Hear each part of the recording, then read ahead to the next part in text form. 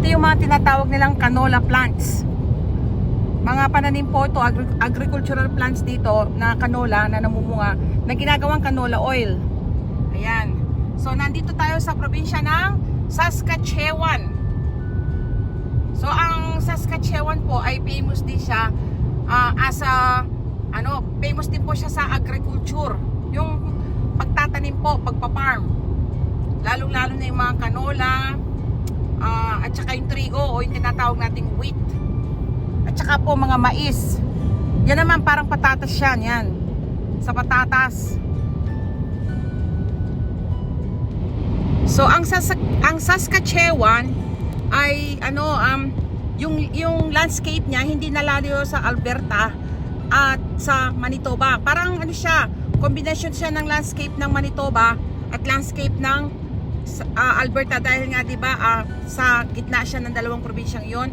So meron siyang lupain na minsan parang ganito, parang bare siya, parang pang-alaga lang ng mga hayop kagaya ng baka at kabayo, yung walang gaanong naitatanim kasi nga walang gaanong tubig. Meron naman siyang parte na malapit sa Manitoba na nakakapagtanim siya ng maraming mga mais, trigo, tsaka patatas kasi malapit naman siya sa Manitoba, medyo nakakaano siya ng tubig din doon. Kumbaga parang pinaghati yung lupa niya. So yung future ng lupa niya, combination ng lupain ng Manitoba na pang-agriculture at lupain ng Alberta na nakakadig din sila ng kaunting oil sa malapit nilang lupa na malapit sa Alberta. Nakakakuha din sila ng mga konting oil. So marami din palang tanim na canola plants yung Saskatchewan na yun, ang lalawak Alam niyo ba na mabilis lang tumubo ang halamang ito? 7 days ago dumaan kami dito, wala pang bulaklak. Ngayon marami na siyang bulaklak.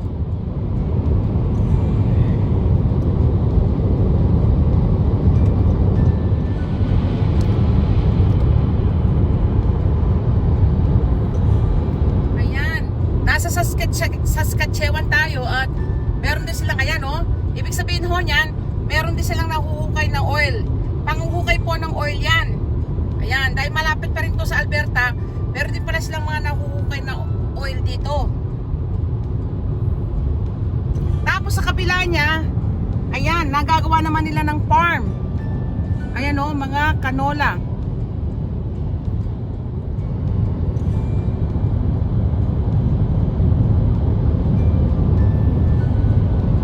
Ayan, ang ganda canola plants yung mga pananim na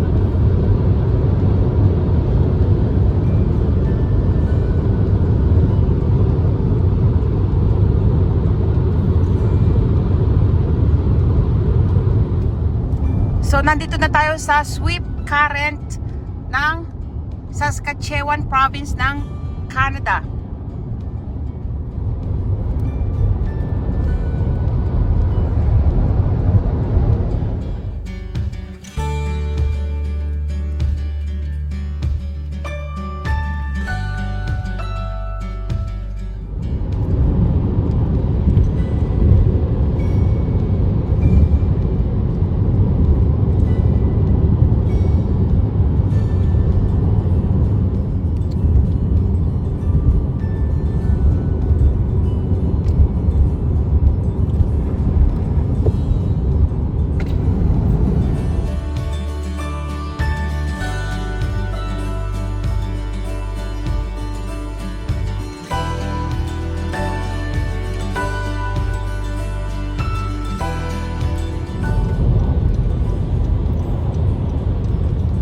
Yan, mga patatas yan.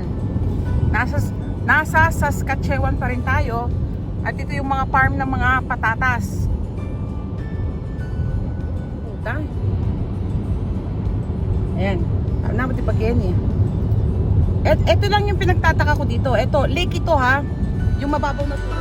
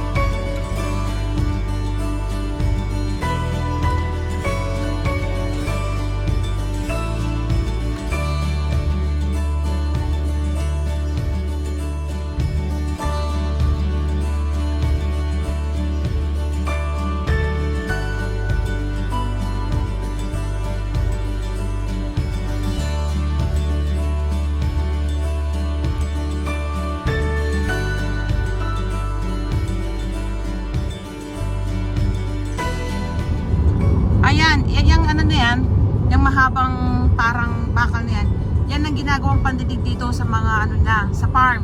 Yan ang ginagawang pagdilig ng halaman kapag walang ulan o kulang sa tubig yung mga halaman nila. At yan naman ay ang mga patatas. Potato po yan, no? Ang laki, no? Puro patatas yung nakikita nyo yan. Kaya lang maliliit pa lang yung mga patatas.